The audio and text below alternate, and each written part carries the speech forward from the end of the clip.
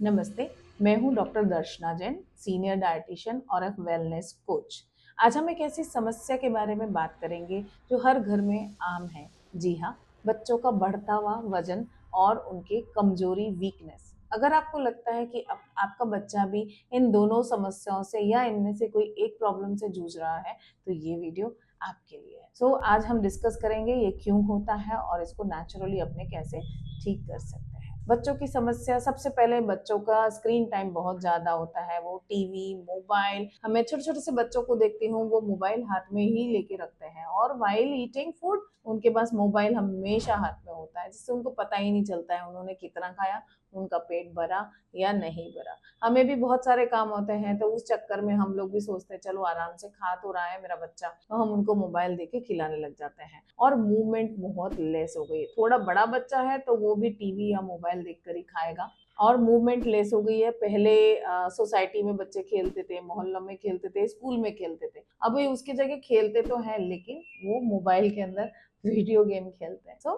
Movement भी काफी कम हो गया है। बच्चों में फ्रीक्वेंट स्नैकिंग की आदत बढ़ गई है। जैसे ही मम्मी थोड़ा इधर उधर हुई, कुछ भी ढूंढते हैं खाने के लिए।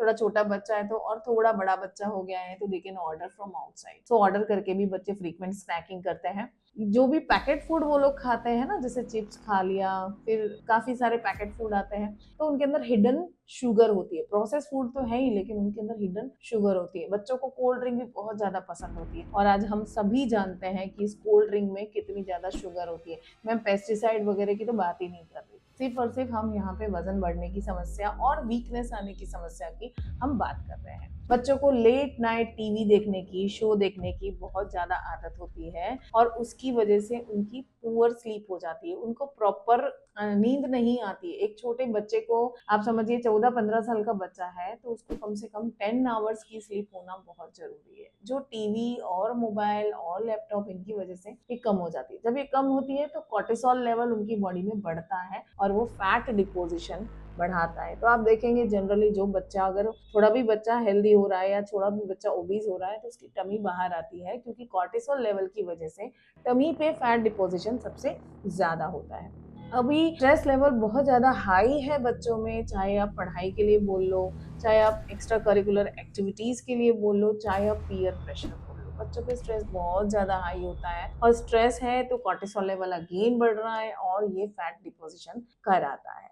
एक बहुत बड़ी गलती हम पेरेंट्स की होती है, हम लोग अननोइंगली अपने बच्चे को रिवॉर्ड करते हैं फूड, कि तू ये खाना फिनिश कर, उसके बाद में तुझे टीवी देखने दूंगा, या फिर 90% लेकर आ तो हम तुझे तेरे फेवरेट रेस्टोरेंट में खाना खिलाने ले जाएंगे। ये रिवॉर्ड ही बहुत ज्यादा वेट गेन में हेल्प करता है। अब इसको नेचुरली मैनेज कैसे करेंगे? तो सबसे पहले एक मील स्ट्रक्चर डिजाइन कीजिए। आप खुद से भी कर सकते हो मील स्ट्रक्चर डिजाइन, जिसमें 3 मेल मील रहेंगे, जैसे ब्रेकफास्ट, लंच, डिनर, और 2 स्मॉल मील कर दीजिए between your breakfast and lunch, and between lunch and dinner. बच्चे को बार बार स्नैकिंग, बिंज ईटिंग मत करने दीजिए, जिसको अपने गेजिंग बोलते हैं, वो मत करने दीजिए बच्चे को। हेल्दी टिफिन दीजिए। हेल्दी टिफिन का आइडिया हमने डिस्क्रिप्शन बॉक्स में दिया है, तो उसे जरूर से चेक करिएगा। मेक श्योर आपके बच्चे की 1 घंटा फिजिकल एक्टिविटी हो।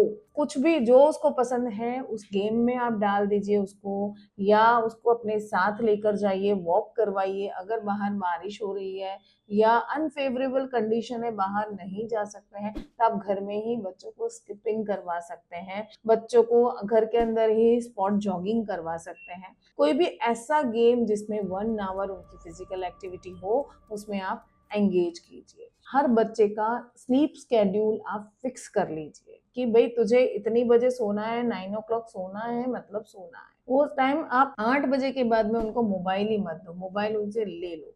और मेक श्योर करिए कि एक बच्चे को ऑन एन एवरेज, 15 साल के बच्चे को ऑन एन एवरेज 9 से 10 घंटे की नींद प्रॉपर मिले।